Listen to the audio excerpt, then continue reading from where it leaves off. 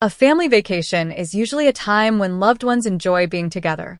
But in this family, things went very differently. The husband suddenly suggested they take separate vacations. He sent his wife and kids to her mom's place and took off to a fancy resort in Bali with his own mother. But the fun didn't last long. The very next day, he sent a panicked message.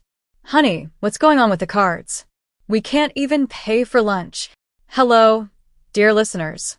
Welcome to my channel. Today I have a new and interesting story for you. I hope you enjoy it. Elena Romanovna Kirillina was used to a strict daily routine. Her alarm rang at 6:30 a.m. She had to warm up breakfast, get her older son Denis ready for school, feed her 2-year-old daughter Anya, and get to her job as an accountant at Stroykomplex by 9 o'clock. Her husband Igor never rushed to work. His department at the bank started at 10 o'clock, so he liked to sip coffee slowly and scroll through news on his phone. For the first 3 years of marriage, Elena thought she was being a patient wife.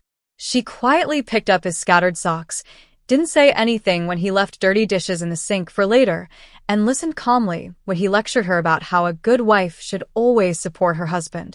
But the hardest test of her patience came every Saturday when his mother, Ludmila Mikhailovna, came to visit. At exactly 2 p.m. each week, the doorbell rang. She showed up like an inspector, ready to find some fault in Elena's housekeeping.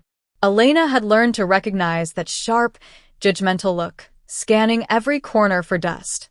"Lena, dear," Ludmila would start without even greeting her properly. "Why is the entryway such a mess?" Denis could trip over those sneakers. Elena would silently count to 10. The sneakers were neatly placed on a shelf in the corner, but her mother-in-law always found something to complain about. "I'll tidy it up right now, Ludmila Mikhailovna," she replied calmly.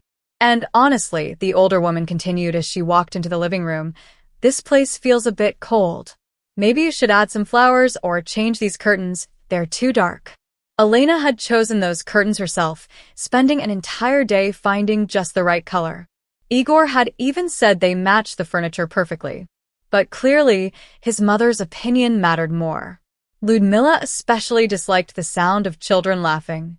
If 5-year-old Denis laughed a bit louder than usual, she'd immediately frown. "Denis, quiet down.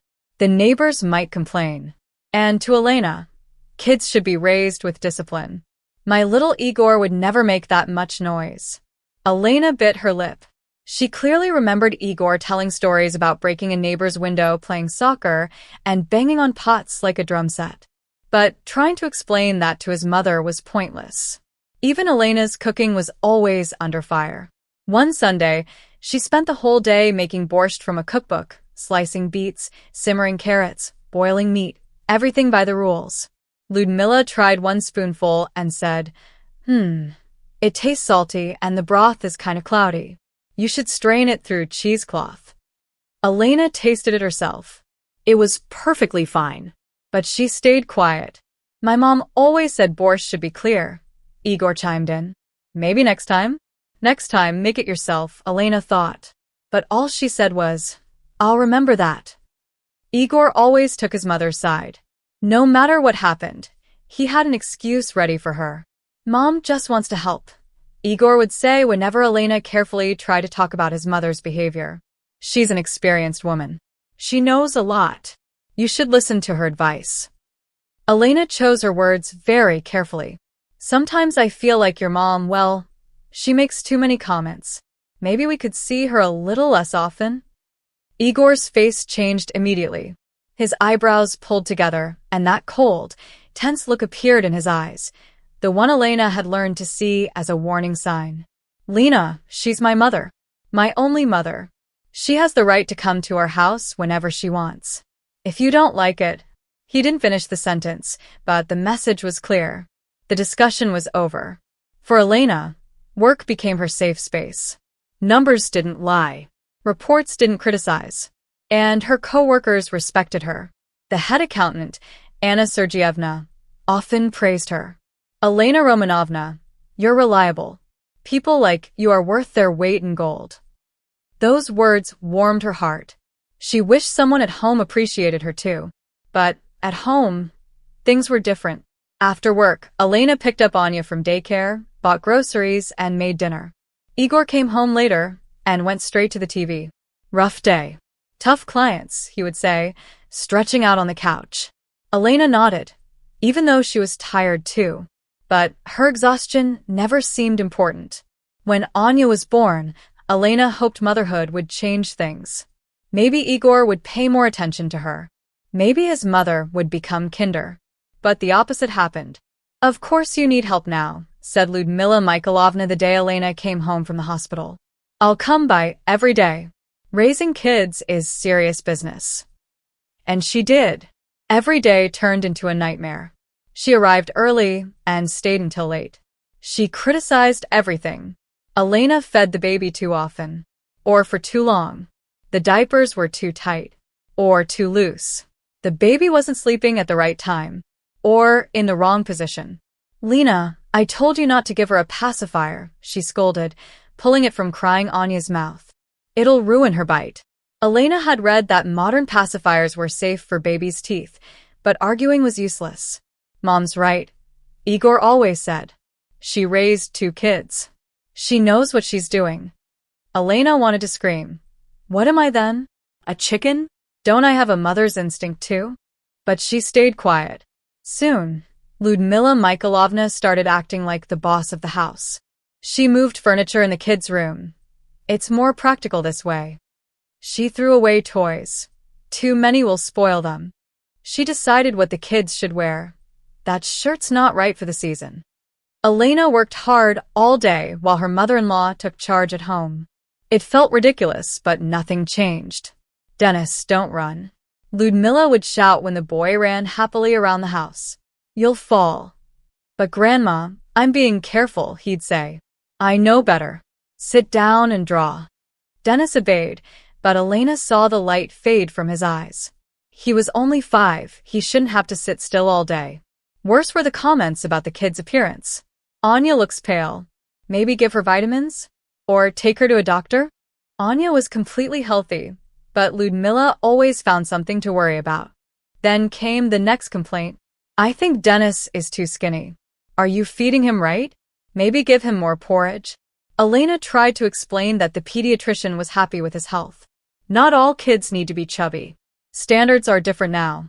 But Lyudmila just waved it off. These young doctors don't know anything. I've seen enough children in my life. And as always, Igor agreed with her. She just worries about the grandkids. Better to be safe than sorry. Elena felt her patience slowly disappear. She became tired, irritable, and started sleeping badly. The worst part? She began snapping at the kids. Denis, how many times do I have to tell you? Clean up your toys, she shouted one evening after yet another lecture from her mother-in-law. The boy looked at her with wide, frightened eyes. He didn't understand why his mom was yelling. He hadn't done anything wrong. Elena saw his look and hated herself. But she couldn't stop. All the frustration that had built up inside had to come out somewhere. And yelling at Lyudmila Mikhailovna? She didn't dare. When Anya turned 2, Igor's mother came up with a new idea. Igor, why don't I move in with you? She said. I'll give up my apartment, and we can use that money for the family. I can help with the kids, and with you too. Elena felt like the ground disappeared under her feet. Seeing Lyudmila Mikhailovna every day was already hard, but living under the same roof with her full-time? That was something else. Mom, that's a great idea, Igor said happily. It really makes sense. We could use the money, and the kids would love having Grandma around. Elena tried to speak up. Igor, maybe we should think about it first? Our apartment isn't that big. The kids need space. There's enough room, he said firmly. Mom will stay in the living room. We'll get a fold-out couch. And having Grandma nearby will be good for the children. A month later, Lyudmila Mikhailovna moved in. She brought a mountain of stuff. An old china set that no one was allowed to use, a collection of porcelain figures that had to be dusted all the time, and stacks of magazines from 20 years ago. These things are special to me, she explained. I can't just throw them away. The apartment started feeling like a storage unit. Elena could barely move freely in her own home. Every shelf, Every corner was packed with her mother-in-law's belongings. "Lena, be careful with the vacuum," Ludmila would shout. "There's a crystal vase over there." Elena couldn't even remember the last time she felt like the lady of her own home. Now Ludmila Mikhailovna was in charge of everything, and Igor acted like it was totally fine. "Mom has experience," he always said. "We should learn from her." Learn what? Elena thought. How to turn life into misery. She already knew that lesson by heart. Now, the criticism didn't come just on weekends. It was every single day. Ludmila commented on everything Elena did. "Lena, why did you put Anya in that dress? It stains too easily. Why isn't Denis asleep yet? It's already 8 o'clock. What kind of dinner is this? Pasta again?" Kids need variety. Elena felt something growing inside her, something dangerous. Her patience was running out. Spring came with warmer days, but also new challenges. By then, Ludmila Mikhailovna had been living with them for 6 months, and she fully took over the household. She rearranged furniture without asking, threw out food she thought was too old, and planned the weekly meals without ever asking Elena. "Tomorrow we'll have buckwheat with cutlets," she announced one evening, flipping through a cookbook. "Then borscht the next day. And fish on Friday. Kids need balanced meals." Elena just nodded silently, even though she had already bought groceries for completely different meals. There was no point arguing. Igor always sided with his mother. "Mom's right," he'd say whenever Elena tried to gently object. "She knows more about cooking. Look how good it turns out." Elena didn't understand. What had changed about her cooking? Igor used to praise her meals. Now, his mother cooked everything, and Elena had become just an assistant in her own kitchen. The kids also felt the difference at home. Denis became quiet, hiding in his room with books. Anya, on the other hand, became more fussy, probably sensing the tension all around. "Anya, don't cry so loudly," her grandmother scolded. "The neighbors will hear and think we're mistreating you." But Anya was only 2. She didn't understand why she couldn't cry when she was sad. Elena picked her up, rocked her gently, and tried to comfort her. But Ludmila quickly stepped in again. "Lena, don't spoil her. Don't carry her all the time. Let her learn to calm down by herself." Elena softly replied, "But psychologists say hugging helps children when they're upset." "Psychologists?" Igor's mother snorted. "I raised 3 kids without any psychologists, and they all turned out just fine." Elena thought about the stories Igor had told her, about his younger brother who drank too much and his sister who was going through her 3rd divorce. But she said nothing. Arguing with Ludmila Mikhailovna was becoming more and more risky. At the beginning of May, Igor came home from work in an unusually good mood. He went straight to his mother in the kitchen, not even saying hello to Elena. They whispered about something quietly. Elena overheard bits and pieces. "It's about time. She's earned it. Now it's time to think about yourself." During dinner, Igor finally shared the news. "So, Lena," he began, spreading butter on his bread. "I was thinking summer's coming, and we should start planning vacations." "Yes, of course," Elena nodded. She was about to suggest a trip to the beach. It would be good for the kids, and they could finally rest as a family. "Exactly," Igor said. "Rest. But I think we should rest separately." Elena stopped chewing. Something in his voice felt wrong. "Separately? What do you mean?" "Well, you see," Igor avoided her eyes. "I'm just so tired of the daily stress. Work, kids, the constant noise. I really need a break."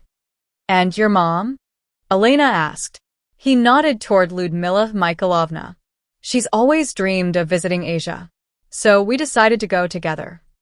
Elena slowly put her fork down. "And what about me and the kids?" "You'll have a great time at your mother's dacha," Ludmila Mikhailovna cut in. "Fresh air, space for the children, a garden. It'll be good for them." "Exactly," Igor agreed. "The countryside is way better for kids than the stuffy city. And you can relax too." "Relax from work?" Elena repeated slowly. "You mean spending all day chasing after the kids, helping my mom with chores, and cooking for everyone?" "Lena, don't be so dramatic," Igor said with a frown.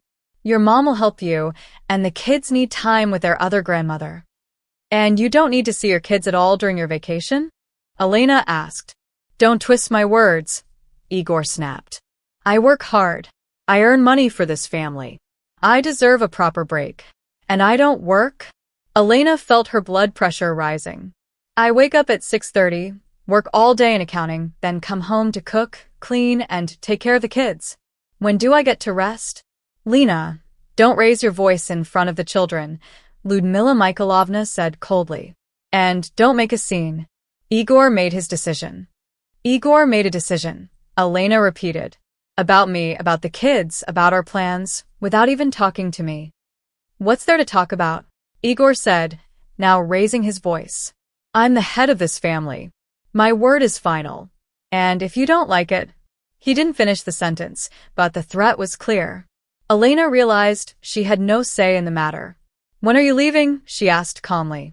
The day after tomorrow, Igor replied, clearly pleased that she had come to her senses. The tickets are already booked. 2 weeks. 2 weeks, Elena repeated. Got it. Lyudmila Mikhailovna gave a proud smile. Lena, trust me, this is for the best. A man needs time away from his family once in a while. And a woman, she should think about her behavior. What behavior? Elena asked, unable to hold back. Come on, you know what I mean, her mother-in-law said, using the same tone adults use when talking to a clueless child. You've become prickly.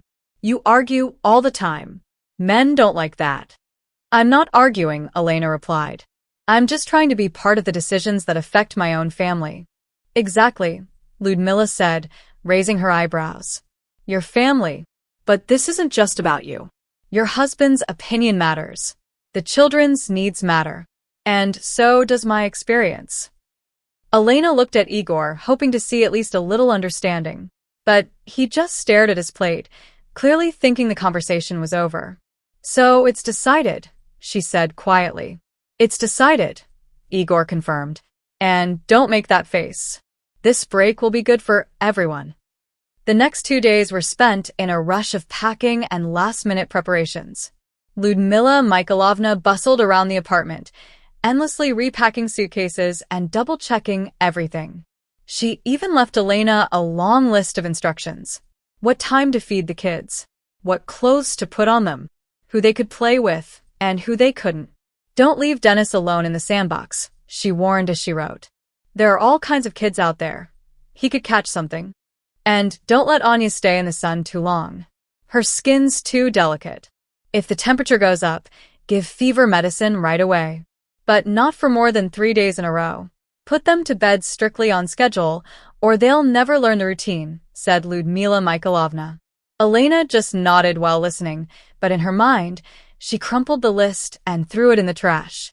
Did Lyudmila Mikhailovna really think Elena didn't know how to take care of her own children? Igor was excited about their upcoming trip. He kept showing Elena hotel photos online and talking about the places they planned to visit. Look at this pool, he said excitedly. And this spa. Mom says she always wanted to try a Thai massage. Cool, Elena replied flatly. And look at this temple tour.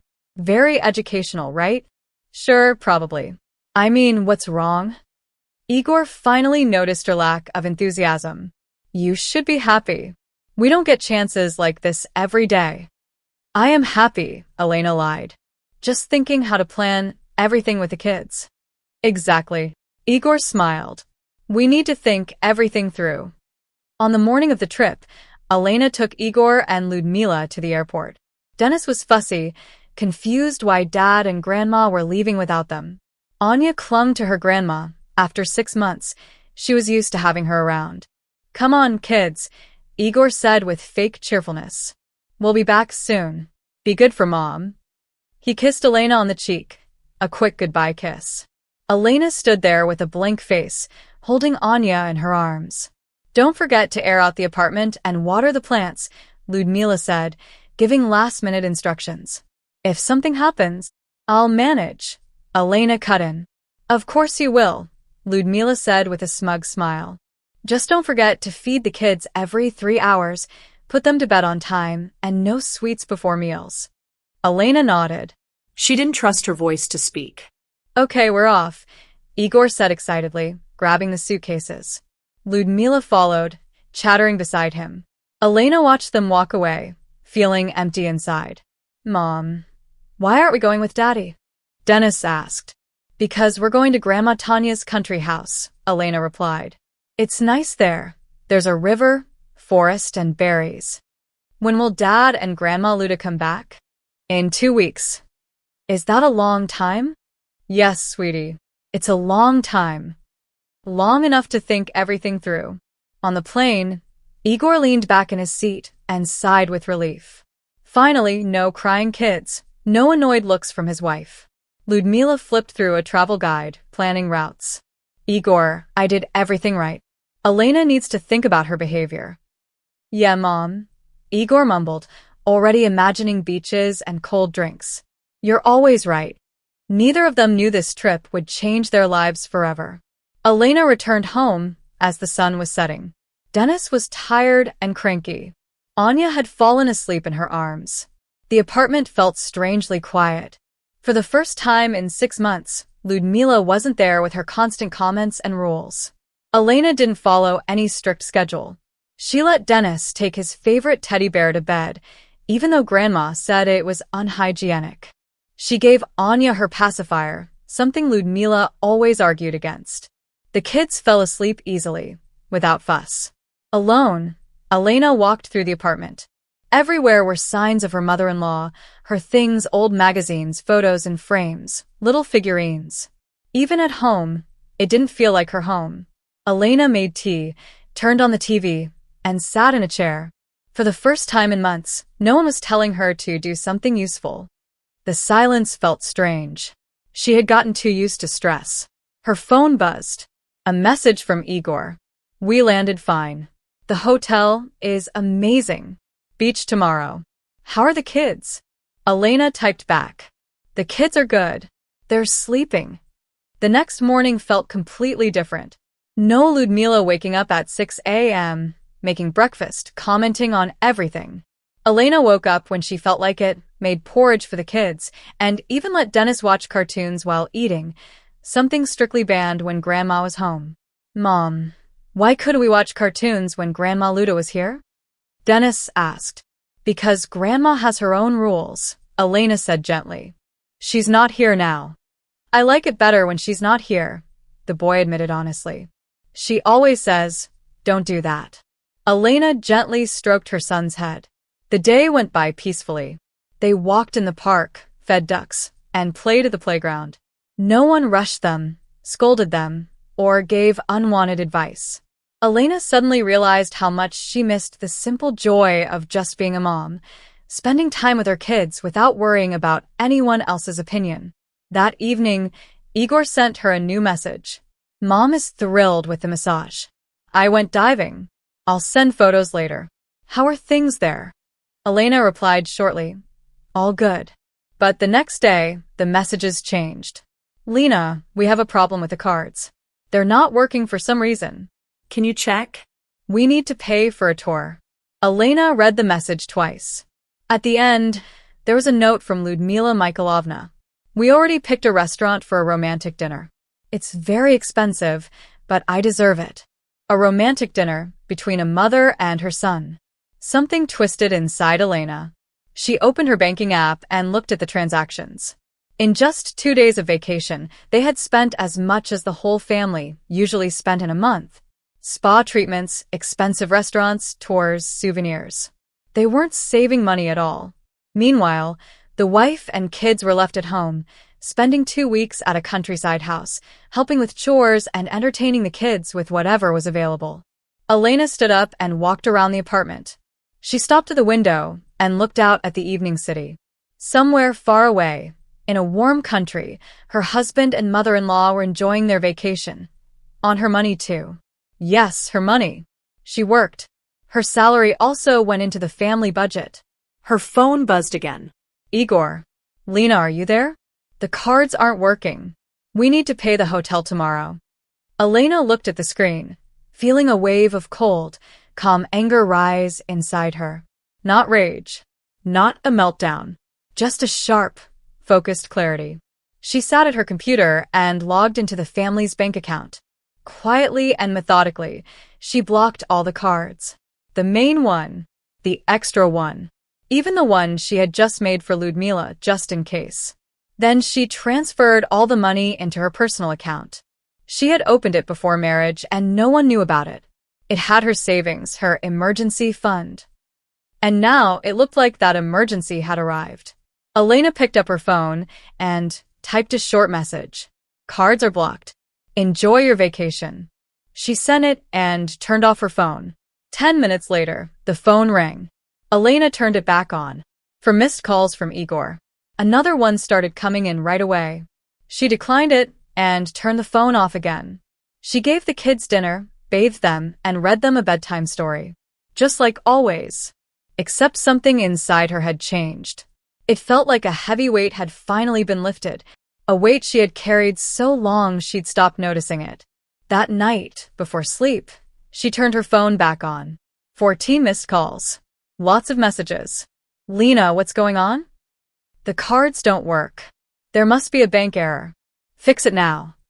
Lena, answer me. We have to pay the hotel. This isn't random. You blocked them, didn't you? What are you doing? Answer me. The last messages were from Ludmila, who had clearly taken Igor's phone. Lena, stop this nonsense. Unblock the cards now. We can't leave the hotel. Have you lost your mind? We're stuck here like beggars. If you think I'll forgive this, you're very wrong. Elena read the messages and smiled. For the first time in a long time, she smiled genuinely. She typed one last reply. Romantic dinner is cancelled, and turned the phone off again. The next day, Elena took the kids to the park.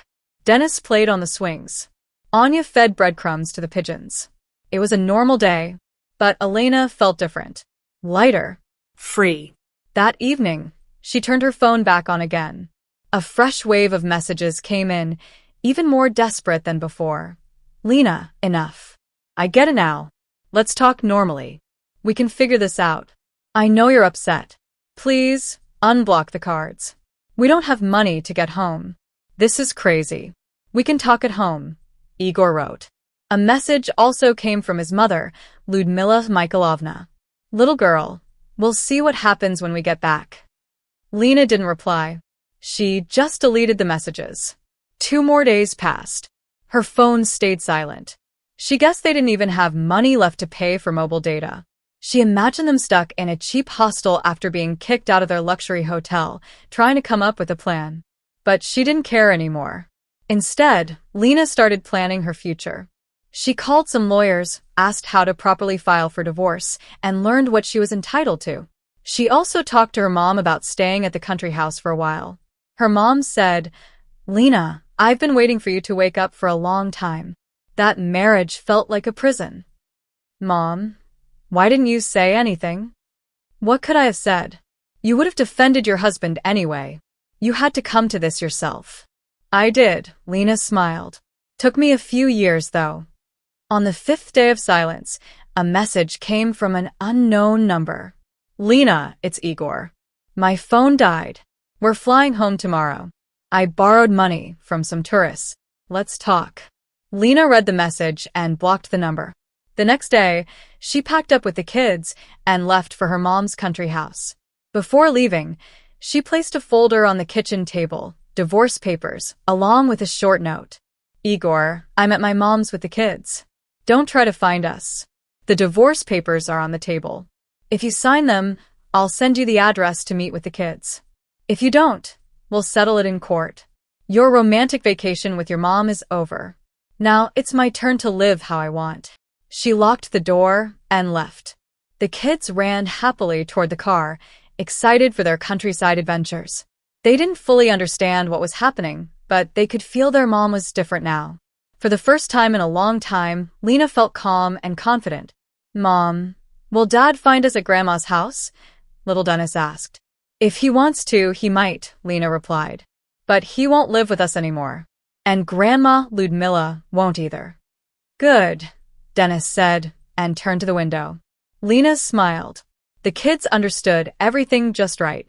Meanwhile, on the plane, Igor and Lyudmila Mikhailovna sat in silence. The last week had been a nightmare. They had to sleep in a cheap hostel, eat at budget diners, and couldn't even afford ice cream. Lyudmila, used to luxury, suffered the most. Igor, she whispered, what are we going to do? We'll figure it out, he replied coldly. Lena can't do this. It's illegal. What if she files for divorce? She won't. She's too scared. She'll calm down. Lyudmila nodded, but deep inside, she knew something had changed. Lena, the quiet and obedient wife, had finally stood up for herself, and that was scary. The plane landed. Igor looked out the window at the lights of their city, thinking how he'd explain to Lena that she was wrong. But he didn't know there would be no one to explain it to. At home, an empty apartment and divorce papers were waiting for him. The romantic vacation was truly over. Igor and Lyudmila returned home late in the evening. They climbed the stairs slowly, dragging cheap suitcases they'd bought after losing their originals during the messy move from hotel to hostel. Igor was nervous, repeating the speech he'd give his wife in his head. Lyudmila was quiet but clearly ready to set things straight. The key turned easily. The locks hadn't been changed. Igor opened the door and froze. The hallway was quiet. There were no kids' shoes by the entrance. No sign of Lena's low heels she wore to work. Lena, he called out weakly. We're home. Silence. Lyudmila Mikhailovna walked into the living room. Her things were in place, but something felt off. It was too quiet, too empty. Igor, she called out. Come here. Igor walked in and saw his mother standing by the kitchen table, holding a white envelope. What's that? He asked, though he already had a feeling. Without a word, Lyudmila handed him the envelope.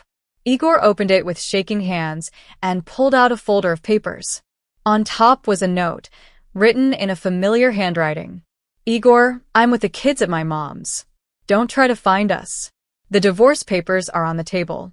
If you sign them, I'll send you the address to see the kids. If not, we'll go to court. Your romantic vacation with your mom is over.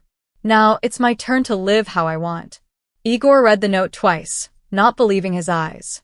This couldn't be from his wife, the quiet, obedient Lena who never argued, who always put up with everything. What is it? Lyudmila asked. Divorce papers. Igor answered hoarsely. What? Lyudmila snatched the papers from him. How dare she? That little. I told you she was getting out of control. Igor sat on the couch, holding his head.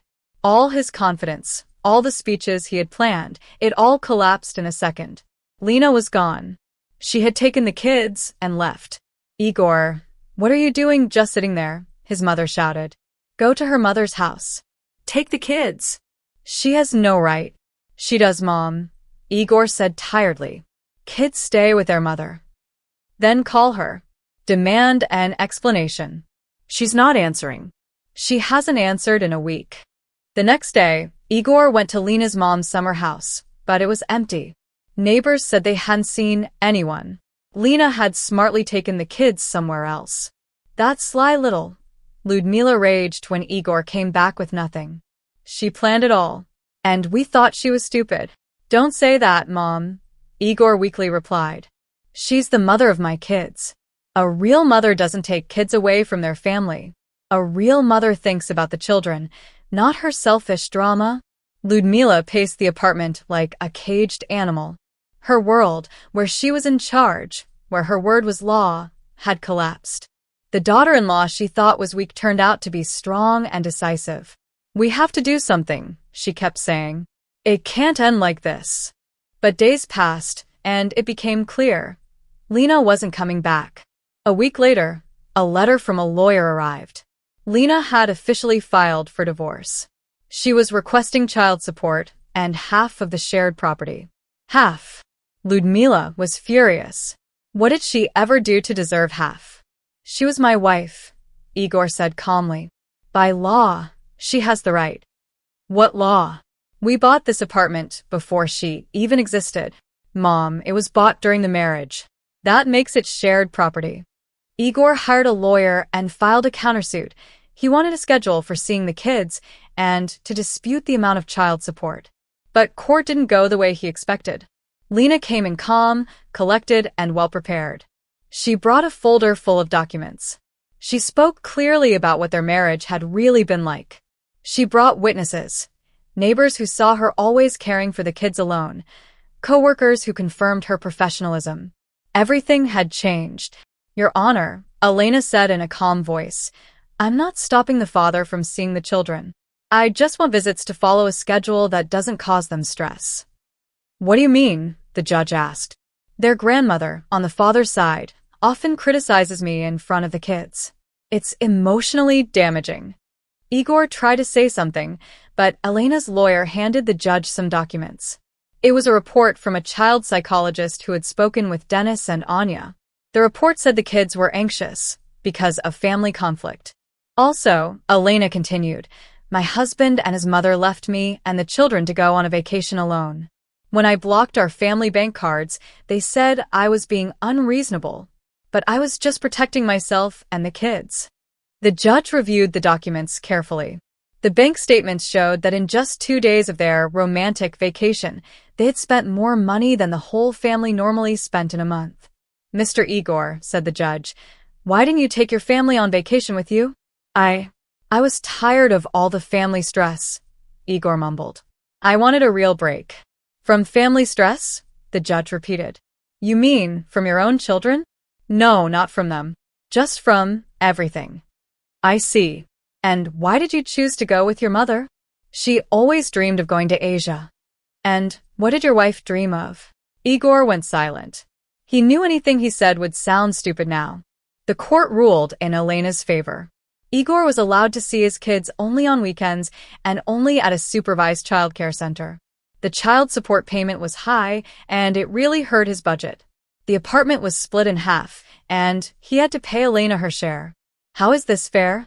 Igor's mother, Ludmila Mikhailovna, said angrily. She left the family, and you're the one getting punished. She didn't leave the family, Igor replied tiredly. She left us. That's different. There's no difference. A wife should stay with her husband. Mama, times have changed. A wife isn't her husband's property anymore. Ludmila looked at her son in disbelief. She had raised him to always listen to her.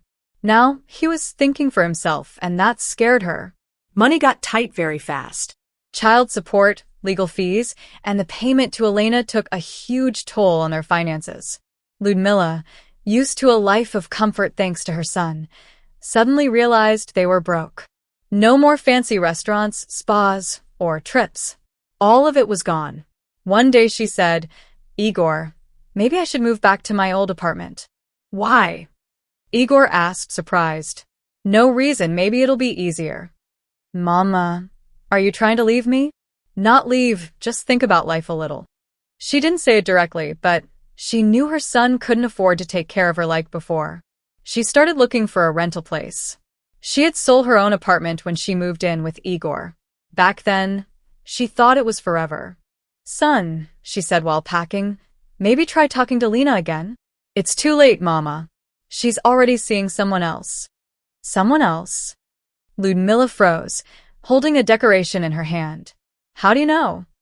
I saw them together near the childcare center. Some engineer.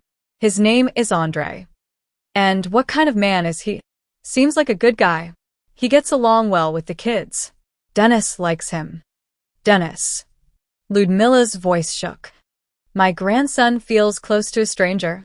Mama, don't make it so dramatic. The boy needs a male role model. And you're not one? I see them 2 hours a week under supervision. What kind of role model can I be? Ludmila finished packing in silence. She knew then. Everything she had built, her whole world, had finally fallen apart. The grandchildren were getting used to the new man. Her son could barely make ends meet, and soon she would be living alone in a tiny rented apartment on the edge of the city. When she moved into that new place, reality hit her hard. A small room, old furniture, neighbors who played loud music at night. No one asked for her opinion. No one made her tea. No one listened to her advice. Ludmila Mikhailovna tried calling Igor every day, but he usually replied quickly and ended the call. He had his own problems, work, loans, and trying to rebuild a connection with his kids. Igor, she said during one of his rare visits, I saw Lena at the store. So, he asked. She looked happy, nicely dressed, smiling. She used to look so tired all the time. Mama, please don't. I tried to talk to her. I told her we could fix everything. And what did she say? She just said hello politely and walked past me like I didn't exist. Ludmila went quiet. For the first time in years, she realized she no longer had control over the situation. It controlled her. Maybe she's right, Igor said softly. What did you say? She asked. Maybe Lena was right. Maybe we didn't appreciate her enough. Ludmila jumped up from the couch. How can you say that? I gave my whole life to this family. You gave your version of a family, Igor said tiredly, where everyone had to follow your rules. Well, what else should I have done? I'm more experienced, wiser. Mama, Lena was a grown woman. She had the right to her own opinion. She did, Ludmila mumbled, unable to calm down. And look what happened? The family is broken. It's broken, Igor said, because we didn't listen to her. We ignored what she needed. We acted like she didn't matter. Ludmila looked at her son in shock. He was saying things she couldn't accept, things that shattered her idea of how a family should be. You betrayed me, she whispered. You chose another woman over your own mother. Lena wasn't just any woman, Igor said. She was my wife, the mother of my children, and I lost her. You'll find another. I don't want another. I want Lena, but it's too late. Ludmila left, slamming the door behind her. She couldn't accept that her beliefs and way of raising a family had caused this disaster. A year passed. Igor saw his children occasionally, but things stayed tense. Denis and Anya had gotten used to the new man in their mother's life. Igor felt like an outsider. Ludmila called him less often. She had grown older, thinner, and more forgetful. She still tried to control things, but now no one was left to listen. One winter evening, Igor saw Lena outside the children's center. She was waiting for Denis after his karate class. Beside her stood that man, Andrei, a calm, tall guy with glasses. Hi, Lena, Igor said. Hi, she replied calmly. How are you? Fine. You? Good. You getting married? Yes. Congratulations, Igor tried to smile. He's a good man. I see. The kids love him. He plays with them, helps with homework, even teaches Denis to drive in the yard. I see. They stood in silence until Denis ran out of the building. The boy had grown up, he looked more confident now. Dad. Denis called and ran over. Hey, son. How's it going? Great. Andrei promised to get me a mountain bike this summer. Cool, Igor said, feeling a tightness in his chest. Denis, let's go, Lena said. Anya's waiting at home. The boy waved goodbye and ran to his mom. Igor watched as the three of them walked away, Lena, Andrei, and Denis, like a real family. He took out his phone and called his mom. Mom, it's me, Igor. Her voice was weak and tired. What happened? Lena's getting married. To that engineer, Andrei. What now? Nothing. She'll live a happy life. And us. We'll live the way we can. There was a pause. Then Ludmila said softly, maybe we were wrong. Mom, Igor said tiredly, we were wrong. But it doesn't matter anymore. Why doesn't it matter? Because we can't change anything. Lena isn't part of our family now. And the kids, they're not ours anymore either. But what about fairness? She asked. Fairness, Mom, he said, is when everyone gets what they truly deserve. Lena deserved happiness. And we got what we earned. Ludmila Mikhailovna hung up the phone. She sat in her small apartment, surrounded by unfamiliar walls. For the first time in many years, she looked honestly at herself in the mirror. An old, lonely woman. A woman who lost her family because of her own pride. She remembered seeing Lena in the store a month ago. Her former daughter-in-law really did look happy, smiling, laughing with the kids, calm and confident. She had never looked like that when she was married to Igor. Maybe she really does deserve that happiness, Ludmila thought. But she quickly pushed that thought away. Admitting she was wrong would mean her whole life had been a mistake. And she couldn't accept that.